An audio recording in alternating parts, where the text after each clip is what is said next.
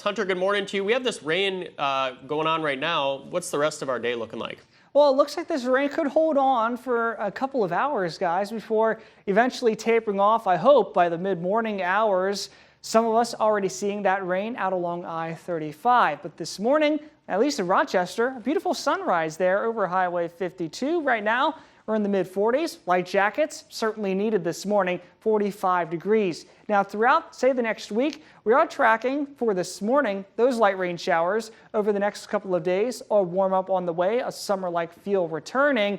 But into the weekend, we had a pretty interesting forecast. It is uncertain at this time, but we could have some tropical remnants impacting us this weekend. Talk about that in just a little bit. Right now, though, mid-40s, Zumbrota, Rochester, Osage, Cresco, all within those mid-40s. Low 50s out towards I-35, where the rain is starting to move in right now. Light to moderate from Steele County down to Freeborn County, now getting in towards Worth County, but Winnebago and Hancock counties seeing the rain this morning. Some more moderate rain could start trickling in here to North Iowa later on, but it's a very thin ribbon of rain. It's going to move in and push out relatively quickly. At least that is what our hope is. In terms of this morning, though, yeah, it's going to be a chilly start, but we'll climb steady into the low 60s by around 11 o'clock on our way to the low 70s today. Now, this has been a very tricky forecast as we really haven't seen any model guidance hinting on this rain hanging around all too long. I mean, this is around 9 o'clock and all of this is fizzled out. I think it'll be holding on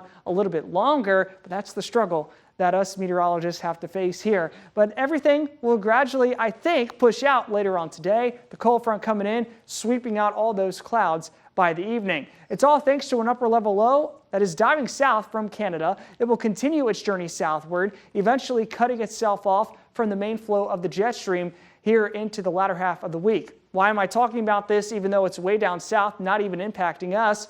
Well, it might impact us later this weekend on something called the Fujiwara effect. A fancy name for a Japanese meteorologist who figured this out is that when two systems in the atmosphere are very close together, in this case that upper level low, and what will be major Hurricane Helene, when they get close together, they interact. So right now, this is Thursday at 6 p.m., Helene making landfall on the Big Bend of Florida.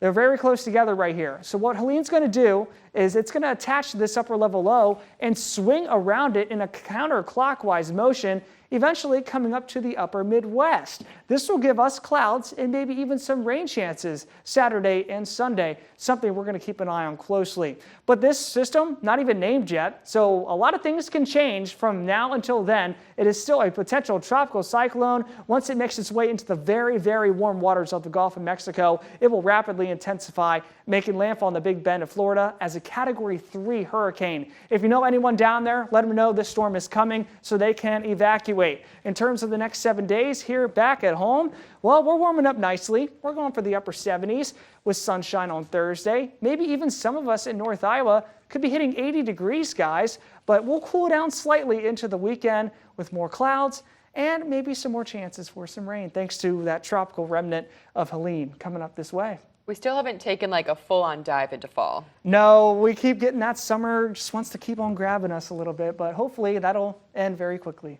All right, we'll see. Thanks, Hunter.